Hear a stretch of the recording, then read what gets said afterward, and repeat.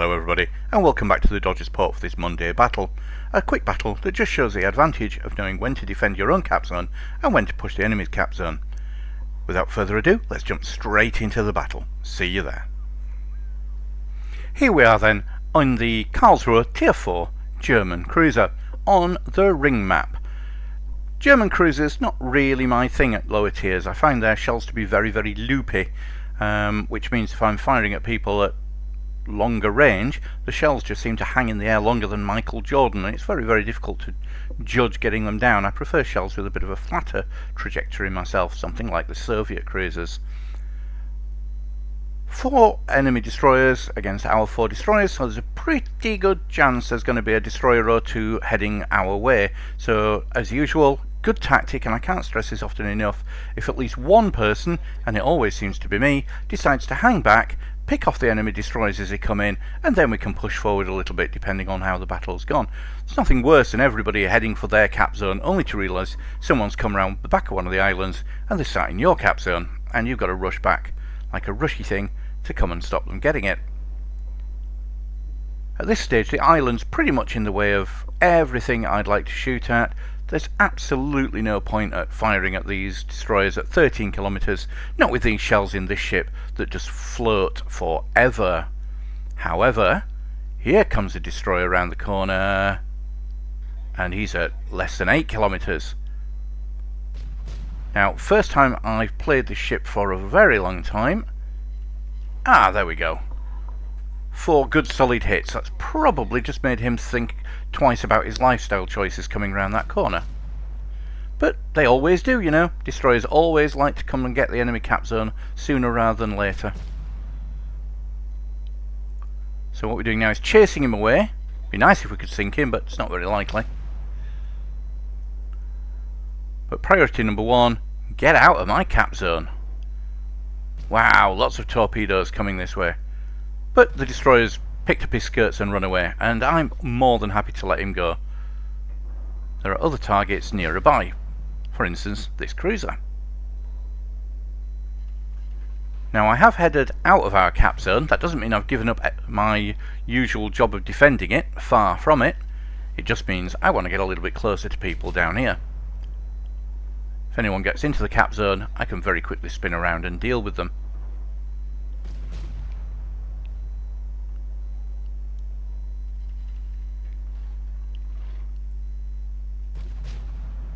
This chap is about to have a whole world of problems, especially as he's heading directly for the island, which is kind of my reason for being, isn't it, rather than anyone else's. But, you know, if he wants to run aground, that would make my life a little bit easier. Donk. I know that feeling, mate. I know that feeling. And round about now, he's probably thinking he's going to need a miracle to get out of this alive. I can assure you, even a miracle wouldn't help him at this point. And you're on fire. I do hope our destroyer is not going to torpedo him. That would be a terrible waste of torpedoes. No, he didn't. So what we got going on here now? Oh, we've got a cruiser bearing down on us at some speed.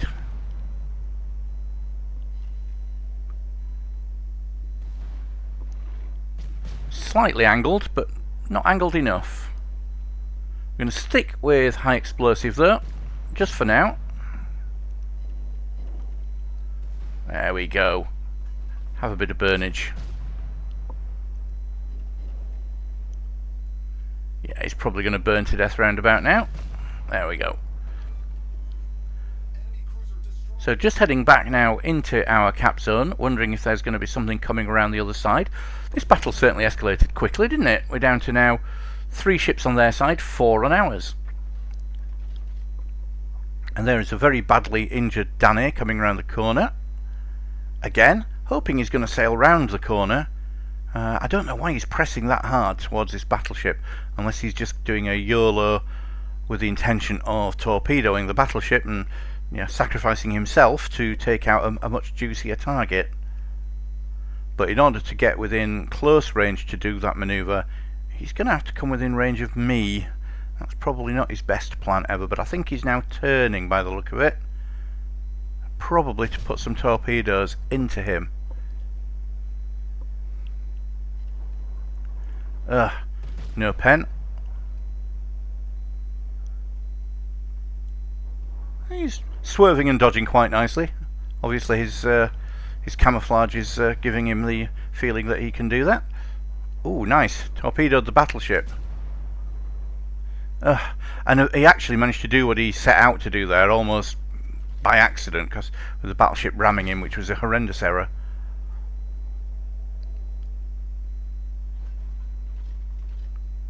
Here we've got a Japanese cruiser, the Tenryu, with its huge citadel. Oh, I have shells coming from the other direction. Well, hello, Kuma. And look at that, Citadel the Tenryu at that range with high explosive. It really is a paper tiger. Okay, now, ships either side of me. This is where you have to make a decision, and you have to make a decision that's not only a good one, but one that you're willing to live with, or die with. And the decision here is, for me, fairly simple. The Kuma is the more dangerous of the two ships at this kind of range, and he's in my cap zone. So what I need to do first of all is show my big eyes to the Tenryu behind me, so that he can't do anything to my rather juicy citadel, and then cause some grief going forwards. Now I've got torpedoes, which I haven't used yet, but I think we will. Now it's okay, the Tenryu behind me is putting the odd shell into me, but not doing a lot of damage really, because as I say, he's got no angle to hit me at, and now he's about to go behind an island. Looks like he's now going to try and defend the cap circle, because we are 2v2 at this point. So we'll throw some torpedoes your waywards.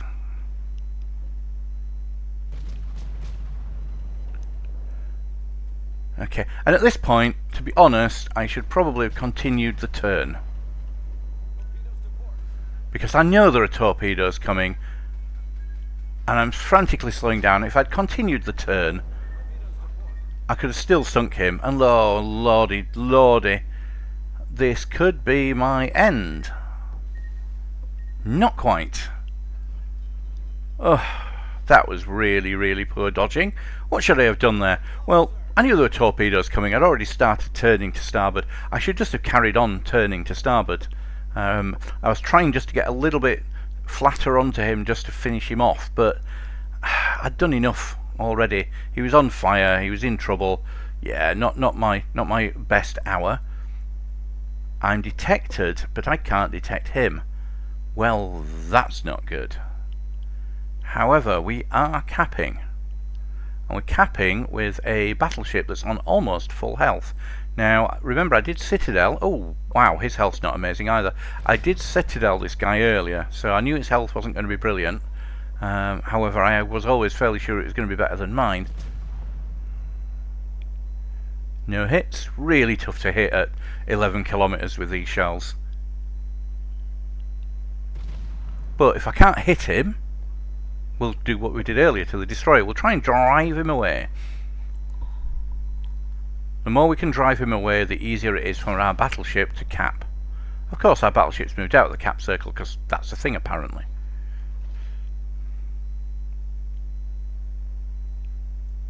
He's out of range, so why am I still firing if he's out of range? Because he probably doesn't know he's out of range, and he can see shells constantly heading towards him, and that causes him to do some manoeuvring. And while he's doing that and keeping one eye on me, that's better for our battleship. Fairly obvious plan here. He's heading round the island. There's a gap between those two islands. I really just need to wait until he comes round them and play peekaboo with him. Now, he's really keeping good distance here, 11.6 kilometers. Anything over 8 kilometers and it's tough. I have now switched to armor piercing, because I figure by the time I get within range of him, it's going to be possible that he's showing me his flat side, and I might just be able to sink him with one fell swoop. And I really kind of need to do that. Now I know our battleship's there and doing really well, but he could always play clever with the battleship and torpedo him. I have no problems one-on-one cruiser against battleship, and maybe this guy doesn't either. So I need to either really badly injure him or sink him. He's staying at range. Okay, well we can still citadel him at range with plunging fire. That's where the fire goes straight down on top of the citadel, where it often has poorer armour. Oh, look at that, over pens, 5 of them at that range, but that will still have done damage. Ooh, and another 2 over pens. I'd be really concerned if I was the guy in the Tenryu there, the Tenryu, because he's at really extreme range, and I hit him 7 times there. And when someone does that, you tend to start wondering what's going on. He's probably wondering if I've got an aimbot or something at this point. I don't know if such things exist, and if they did, I certainly wouldn't use one. But it's weird that sometimes you have a really good battle and people do accuse you of cheating, and I always take that as a huge compliment. What they're effectively saying is your play is so good, I don't think you could do it without cheating. Oh, thank you very much. No pens. This is going to be tight, isn't it?